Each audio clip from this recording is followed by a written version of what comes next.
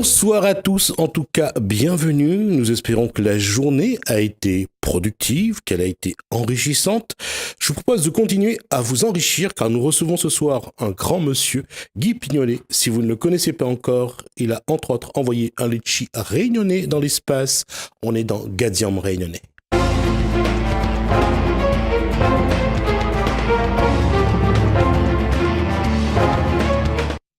On dit toujours, c'est en présence de l'autre qu'on grandit. En tout cas, je vais me sentir grand à la fin de ces 20 minutes. Bonsoir, Guy Pignolet. Oui, commandant Guy Pignolet, on peut dire, puisque commandant. Je suis militaire et je ne le cache pas. Alors justement, si on fait juste un petit point sur le parcours de Guy Pignolet, quelles sont les études qu'il a fait, quel est son parcours? Les études, je dirais, j'ai été à deux grandes écoles, qui sont la première, c'est Zelidja, Z-E-2-L-I-D-J-A, si on veut bien regarder sur Internet. C'est des bourses de voyage. Cette année, d'ailleurs, nous avons un jeune étudiant réunionnais qui va partir en voyage Zelidja à Madagascar faire une étude. Voilà. Ma deuxième grande école s'appelle Schlumberger, ingénieur de terrain dans la recherche pétrolière. Et entre les deux, j'ai fait ce que j'appellerais une école primaire pour mettre les choses en ordre, et j'ai été élève à l'école polytechnique. Qu'est-ce que Guy Pignolet a appris à l'école polytechnique? Alors, à l'école polytechnique, d'abord, nous étions la première école militaire de France. J'ai appris à l'ordre, la discipline, et être capable de temps en temps d'obéir à des ordres. Ça n'a pas dû être facile. Oh si. Si. C'est une question d'entraînement et d'habitude, justement. D'ailleurs, comme je vous disais, je suis venu dans ce studio armé. Je suis lourdement armé. Alors, si on regarde un petit peu les armes que vous avez, oui, les armes de destruction massive qui sont à votre disposition. Armé de compétences et d'expérience. Comme on dit, je suis lourdement armé pour la vie. Quelle est l'actualité actuellement de Guy Pignolet? Eh bien, depuis de nombreuses années, je travaille activement pour la défense, pour rester dans le thème. Et la défense aujourd'hui, c'est les questions d'énergie, de survie sur la planète. C'est la défense de la planète contre les astéroïdes, contre les dinosaures. Aujourd'hui, on sait faire. C'est les problèmes donc d'eau, de vie, etc. La défense, c'est assurer la survie des populations avec lesquelles on vit. Ce n'est absolument pas casser la figure aux voisins.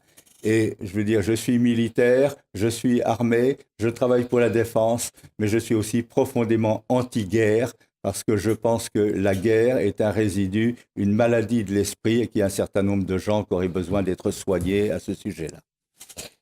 On va pas citer de nom. Oh non, on citera personne. Surtout que dans le contexte actuel, avec les frappes contre la Syrie de 3 pays, ça va poser un problème. Voilà, à un congrès d'astronautique récent, je prenais un petit déjeuner avec un ingénieur qui travaillait dans la télédétection en Syrie et qui m'a dit, bon, faut que je reparte dès demain à Damas parce qu'on a du travail à faire. Il y a beaucoup de gens normaux en Syrie et ce n'est pas nécessairement comme on le lit dans les journaux. Alors, je dois dire d'ailleurs que le congrès, la Fédération mondiale d'astronautique, qui était mon fil rouge depuis 40 ans, nous sommes le premier organisme international, nous sommes le premier organisme mondial, pour ne plus faire référence aux nations, où la Chine de Pékin et la Chine de Taïwan se sont assis côte à côte dans les années 80. Avant, ils disaient, si l'autre il est là, l'autre n'est pas bon, etc. J'ai des amis qui travaillent comme ingénieurs en Corée du Nord et qui reviennent et qui disent, c'est pas du tout la vie là-bas, ce qu'on lit dans les médias. Et des pays comme l'Iran, dont on parle beaucoup aujourd'hui, a lancé déjà 3 satellites qu'ils ont fabriqués en Iran, avec des fusées fabriquées en Iran. Et il y a 2 ans, quand ils ont lancé le 3e, dans les médias français, c'était l'Iran vient de lancer son 3e satellite. Ils n'ont pas le droit de faire ça, point. Et c'est toute l'information qu'il y a eu. Je vais parler prochainement aussi, je me prépare à faire un grand discours dans une conférence internationale à propos de Abdul Kalam. Qui connaît Abdul Kalam? Je ne connais pas. Abdul Kalam naît dans une petite ville, dans une petite île entre Chennai, entre le Tamil Nadu et Ceylan, a fait des études d'ingénieur. Dans les années 60, il est rentré dans l'armée de l'air indienne pour travailler sur des fusées d'appoint pour décollage court. Et de fil en aiguille, c'est lui qui a fait les Ariane indiennes, qui a mis l'Inde en orbite. D'accord. Ensuite, dans les années 80, le gouvernement indien lui a demandé de mettre sur pied une force de frappe indienne face à un grand pays qui dit à tout le monde ce qui est bien, ce qui est mal et ce qu'on doit faire, et un peu dans une démarche similaire à celle du général de Gaulle qui avait créé la force de frappe française dans les années 50, Abdul Kalam a mis en place la force de frappe indienne. Alors il a dit les Américains et les Soviétiques, il leur avait fallu 25 ans, lui on va le faire en 3 ans, il l'a fait en 3 ans. Et en 2002, on lui a demandé gentiment s'il ne voulait pas être président de la République de l'Inde, 1,2 milliard d'habitants, et il a gentiment accepté le travail. Alors, ce n'est pas fini, hein, parce que pour l'ensemble de son œuvre, donc de ce cher Abdul Kalam, qui nous a quittés à 82 ans, il y a 2 ans, au milieu d'une conférence avec des étudiants, il a eu une crise cardiaque. Il y a, je crois que ça fait 4 ans maintenant, il a reçu aux États-Unis le prix Werner von Braun, qui est un des pères de l'astronautique, pour l'ensemble de son œuvre. Et il a fait un grand discours, puisque quand on reçoit un grand prix, on fait un petit discours après. Il a fait un discours sur les centrales solaires orbitales, qui sont une solution majeure pour les problèmes d'énergie de la planète dans les années et pour les siècles à venir, parce que c'est vraiment du durable. Bon, est-ce que un grand nombre de gens savent déjà, c'est qu'à La Réunion, à l'Université de La Réunion, nous avons un laboratoire qui est leader européen dans le transport d'énergie sans fil, qui est des choses clés des systèmes de centrales solaires en orbite. Alors, dans ce cadre-là, je veux dire, je vais faire un exposé sur Abdul Kalam dans un congrès qui se tiendra à Brême, congrès mondial d'astronautique. Et son discours à lui, Abdul Kalam, il l'avait terminé en disant « Aujourd'hui, nous avons les moyens que la planète Terre soit vivable pour tout le monde, sans qu'on ait à s'éreinter, etc. On peut faire ça très proprement. Qu'elle soit pacifique, qu'elle soit prospère. » Et il a terminé en disant « Qu'est-ce qu'on attend ?» Qu'est-ce qui va se passer au mois de juillet, donc, à Pasadena, aux États-Unis, ce fameux COSPAR 2018? Alors, le COSPAR, le Committee on Space Research, nous avons 2 communications. Juste pour dire qu'on parle de recherche scientifique. Là. Oui. Nous avons 2 communications réunionnaises. La première, on parle actuellement d'aller vivre sur la Lune, d'aller vivre sur la planète Mars. Mais il y a quelque chose de bien mieux à faire aujourd'hui, c'est de créer des planètes artificielles, des petites. À bord d'un porte-avions, on fait tenir 3000 personnes. Eh bien, on peut, dans l'espace, construire des structures d'à peu près la même taille en utilisant les matériaux des astéroïdes. Petite parenthèse, il y a en Europe un petit État qui a la taille de la Réunion et la moitié de la population de la Réunion et qui travaille, je veux dire, à organiser l'exploitation minière des astéroïdes, c'est le Luxembourg. Il se passe des choses au Luxembourg que la plupart des gens n'imaginent pas, mais qui pourraient se passer aussi à La Réunion si on le voulait se lancer là-dedans. Donc il y a les planètes artificielles, alors milieu fermé, quelques milliers de personnes. Est-ce que le vivre ensemble qui est une des grandes caractéristiques de notre culture réunionnaise, peut-il servir, apporter des éléments utiles pour la conception des futures planètes artificielles? Donc voilà la première communication au COSPAR. Deuxième communication que nous faisons au COSPAR, où il y a à peu près 80, des représentants de 80 pays, à peu près 3-4 000 personnes qui vont y être. La deuxième chose, c'est qu'il y a actuellement une sonde qui s'appelle New Horizons, qui est partie, qui a fait l'exploration de Pluton et qui continue vers ce qu'on appelle la ceinture de Kuiper. Alors, je vais juste préciser oui. que New Horizons, c'est un nouvel horizon pour ceux qui écoutent. Allez, oui. Continue. Alors, la ceinture de Kuiper, on a découvert ça il y a une quinzaine d'années, c'est que dans le système solaire, il n'y a pas 8 ou 9 planètes, il y en a 1500, enfin plus, hein, c'est un ordre de grandeur. Et Pluton est la première de ces nouvelles planètes, donc on a créé une nouvelle catégorie, et contrairement à ce que croient beaucoup de gens, ce que pensent beaucoup de gens, Pluton n'est plus une planète, si, mais on a créé une nouvelle catégorie, il y a les planètes rocheuses, Mercure, la Vénus, la Terre, Mars, les grosses planètes gazeuses, et maintenant, il y a ces milliers de ce qu'on appelle des planètes naines. Et l'astéroïde Cérès a été aussi reclassé dans la catégorie des planètes naines. Alors, juste une précision, pour ceux qui sont passionnés d'astrologie, surtout pour les astrologues, le système solaire, c'est 9 planètes, surtout ils en ont besoin pour leur travail. Donc, c'est vrai que depuis que Pluton est sorti, que ceux qui ont dit que Pluton n'est pas vraiment une planète, donc n'appartient pas au système, à ce système-là, les 9 planètes. Donc, pour dire que maintenant, on est passé de 9 à 8, et on ne va pas en faire un débat, mais bon, c'est juste pour préciser cette information. On est passé de 9 à 4 plus 4 plus 1500.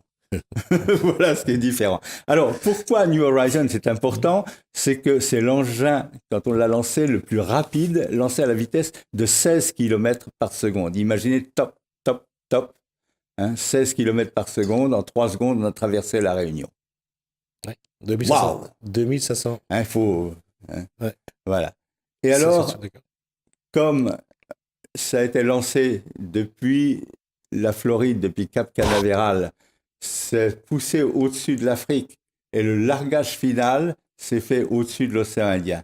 Donc, il fallait une station d'observation, de poursuite, comme on dit, pour vérifier que les opérations se passaient bien.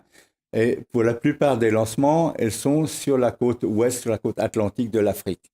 Et là, on n'était plus en visibilité parce que la Terre est ronde, donc il fallait quelque chose dans l'océan Indien. En plus, il fallait que ce soit secret. C'est le département d'État qui avait demandé ça. On parle du département d'État américain. Américain. Ouais. Parce que quand on est à la distance de Pluton, le soleil ne brille pas beaucoup et on ne fait pas marcher des panneaux solaires. Donc il y a un petit réacteur nucléaire à bord de la sonde.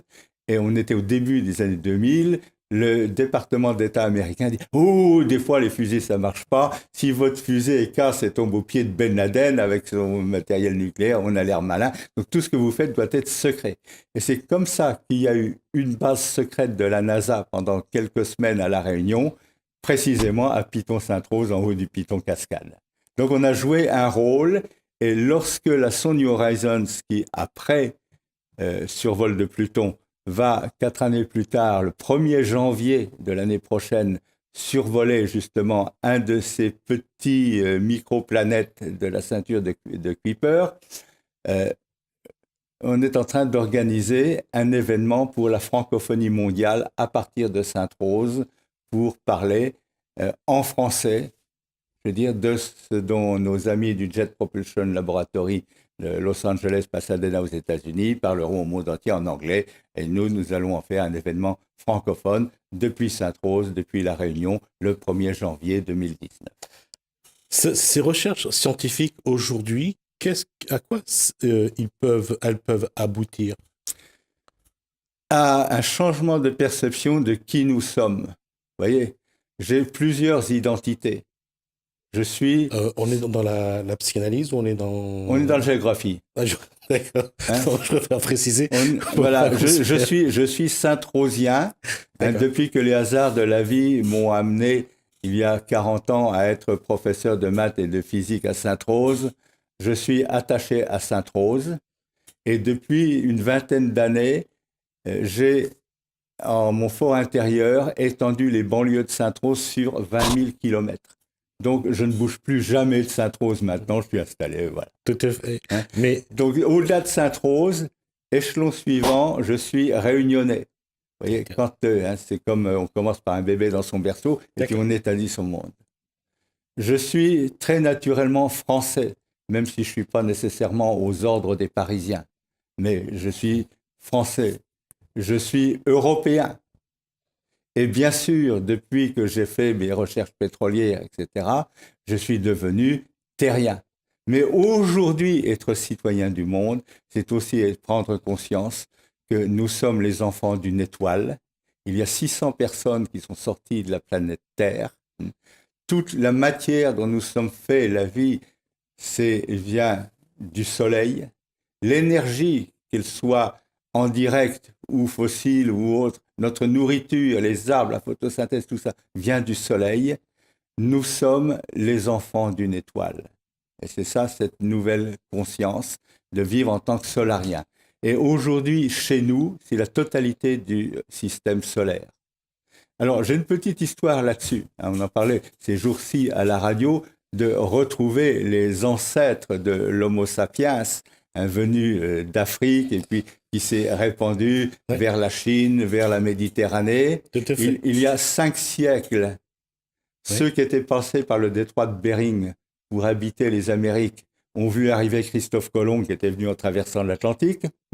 Il y a 1 siècle et demi, il y a eu la traversée en Amérique du Nord des grandes plaines, la ruée vers l'ouest qui a abouti à la Silicon Valley. Et aujourd'hui, bon, on le voit avec Elon Musk, avec Amazon, etc. Bon, notre avenir, il n'est plus à un niveau national, c'est fini. Aujourd'hui, on est local et La Réunion est un bel exemple, je veux dire, sur la planète, en France, en Europe et sur la planète, d'une unité économique humaine locale et à un niveau global. Les États-nations aujourd'hui n'ont aucune chance devant ce qu'on appelle les GAFA qui vont se transformer, qui sont des entreprises mondiales. Alors, à partir de Silicon Valley,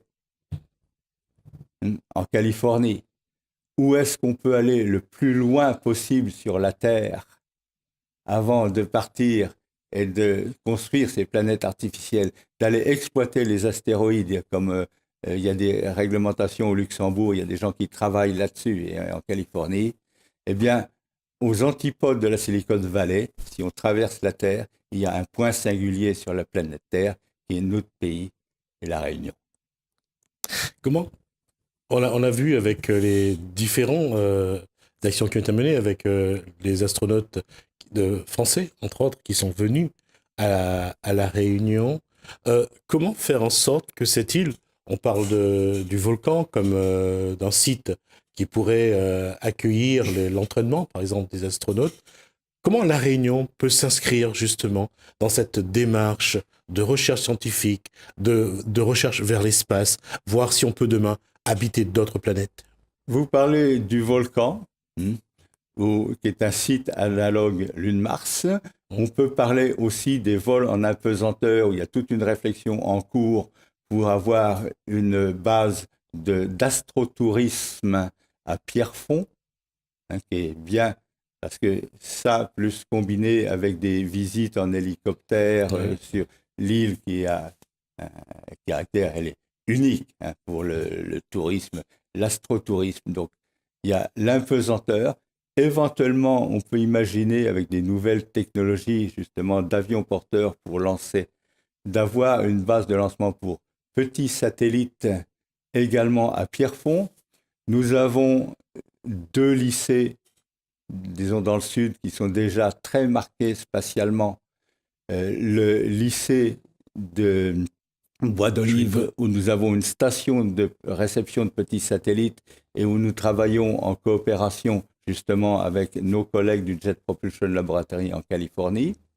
Et puis, ça, des fois, pardon, suis en train de casser le micro. C'est pas grave. Des fois, je veux dire, la politique nous fait des surprises. Il y a au lycée Bois-Joli-Potier, donc l'adresse physique du Centre mondial de recherche sur le transport d'énergie sans fil, où on a le labo à l'Université de La Réunion. Alors, qu'y a-t-il dans ce domaine?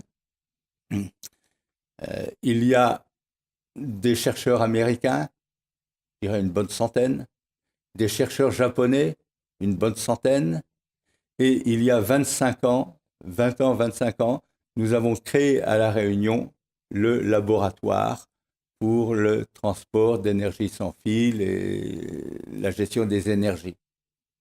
Et puis, il y a une dizaine d'années, il y a un événement mondial qui était l'explosion, enfin le problème de Fukushima, la centrale nucléaire au Japon, qui a amené une grande réflexion sur les problèmes d'énergie du futur. Et il y a un grand pays qui, contrairement à ce qui s'écrivait dans le journal Le Monde il y a une semaine, où il disait qu'il est le deuxième pays scientifique du monde aujourd'hui, c'est la Chine. Bon, ce que Le Monde a écrit, c'est faux. Ça fait plusieurs années maintenant que la Chine est le premier, pas le second. Voilà, que dans toutes les statistiques qu'on peut regarder, dépôts de brevets, etc., la Chine aujourd'hui dépasse largement les États-Unis. Ça, il n'y a plus photo. Donc la Chine, bien sûr, se pose le problème, enfin, les dirigeants chinois, et il y a une recherche et un développement sur les centrales solaires orbitales qui est très important. Je rentre d'une mission en Chine auprès des laboratoires, j'ai fait cette mission pour le compte de l'Université de La Réunion. Eh bien, cette année, il y a 2 congrès en Chine et en chinois sur les futures centrales solaires spatiales.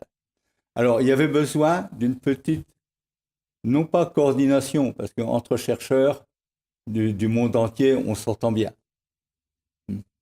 Mais il y a un problème de compréhension par ceux qui se disent les élites politiques, par les dirigeants classiques des entreprises, ce qu'on appelle les preneurs de décision, qui ne connaissent pas grand-chose dans le domaine. Donc il faut leur expliquer ça dans des termes qu'ils puissent comprendre et intégrer dans leurs décisions. Donc c'est pour ça qu'on a fait ce centre mondial de recherche qui est assez virtuel sur le transport d'énergie sans fil. Alors, ça ne pouvait pas être en Chine, parce que les Américains auraient fait la gueule. Ça ne pouvait pas être aux États-Unis, parce qu'ils auraient passé leur temps à faire des petits trucs comme ça pour embêter les Chinois. Et c'est comme ça qu'à La Réunion, eh bien, parce que depuis des années, on est connu, on est dans le domaine, Grand Bassin, dans le milieu du transport d'énergie sans fil, est un nom qui est connu dans le monde entier de la communauté des chercheurs. Et c'est comme ça qu'on se retrouve à hériter du Centre mondial de recherche à l'île de La Réunion, avec une adresse physique qui est au lycée Bois-Joli-Potier, au Tampon, à 2 pas de Grand Bassin. Finalement, quand on regarde, tout se situe vraiment sur le site du Tampon, là, avec le volcan, avec la sur suite le du volcan. sud. Tout est sur le sud, finalement. Sur le sud. Le lycée Bois-Joli-Potier. Oui, il y a le lycée Bois-Joli-Potier, il y a Saint-Pierre. Ouais. Je voyais, c'est le dernier week-end où nous avions à la médiathèque de Saint-Pierre une remarquable journée pour célébrer l'anniversaire du premier vol de Yuri Gagarin. C'était le 12 avril 1961. Ah, 61 61. Ah, je pensais 66. 4 ans seulement après le premier Spoutnik. Ne pas oublier aussi que le premier satellite collégien du monde, une réplique du premier Spoutnik, a été fait par des élèves du collège Redley à Saint-Denis il y a 20 ans, lancé par le cosmonaute Pavel Vinogradov, qui est venu récemment à La Réunion pour célébrer tout ça. Un livre fait avec, qu'on a fait La Réunion vue de l'espace. Vinogradov, quand il était commandant de la Station spatiale internationale, a fait 1000 photos de La Réunion, dont on a extrait un certain nombre de photos, illustrées par des textes de poètes et d'écrivains réunionnais. Tout cela en l'honneur de Vladimir Siromiatnikov, qui nous a aidés justement à fabriquer cette réplique. Et quand il est mort, vous avez sur le boulevard Sud à Saint-Denis ce monument avec les 2 anneaux et les pétales, qui est un système d'amarrage que Siromietnikov avait inventé en 1975 parce que Siromietnikov n'aimait pas non plus la guerre. Et en pleine guerre froide, il organisait en orbite une poignée de main entre Américains et Soviétiques. Voilà. Alors, juste pour l'anecdote, rappeler que la rue où vit aujourd'hui Guy Pignolet s'appelle également Vladimir Sirotnikov. Voilà, j'ai demandé au conseil municipal, quand mon ami est mort, si on pouvait changer le nom de ma rue, et ça a été voté de la même manière que plus tard, le conseil municipal de Saint-Denis a voté la réalisation donc de ce monument qui est un hymne à la gloire de Siromietnikov, mais aussi du vivre ensemble très réunionnais. En tout cas, merci. On devait faire 20 minutes, on en a fait 25. Finalement, je pense que c'était naturel d'avoir, quand Guy Pignolet est sur un plateau, de lui laisser le temps de s'exprimer. En tout cas, ça a été vraiment un plaisir. Et comme j'ai dit, d'écouter l'autre, on apprend beaucoup. Et quand on écoute et on entend, c'est vraiment un apprentissage magnifique. Merci. Voilà, je vous remercie et je salue tous nos auditeurs. Je vais juste rappeler donc que vous serez donc à Pasadena aux États-Unis au mois de juillet. D'abord, fin mai, je serai dans une conférence à Los Angeles sur le thème des centrales solaires spatiales. 40 ans après les premiers articles que j'avais faits dans le journal de l'île de la Réunion, qui à l'époque, en 78, m'avait donné la moitié de sa dernière page pour faire des comptes rendus qui ont été à l'origine de ma carrière spatiale. Et là, je me retrouve, donc 40 ans après, sur les centrales solaires spatiales. Je retourne donc en juillet pour le COSPAR, où il y a 2 communications réunionnaises qui vont être présentées. Et au début du mois d'octobre, je me retrouverai à Brême, donc là, pour le Congrès Allemagne mondial d'astronautique, oui, qui est la grande réunion mondiale. Nous serons pas loin de 4000, il y a 90 pays qui y participent, et c'est ouvert à tout le monde, tous les gens qui sont intéressés, ils peuvent venir, c'est un événement extraordinaire. Il y a des étudiants, je crois, qui vont venir, j'en ai rencontré justement à la journée Yuri Gagarin. Bon, en une semaine, ça vaut une année d'études à l'université. Merci en tout cas Guy Pignolet, c'est vraiment un moment magnifique, en tout cas d'échange et surtout d'apprentissage, parce qu'il y a beaucoup de choses qu'on apprend en votre compagnie.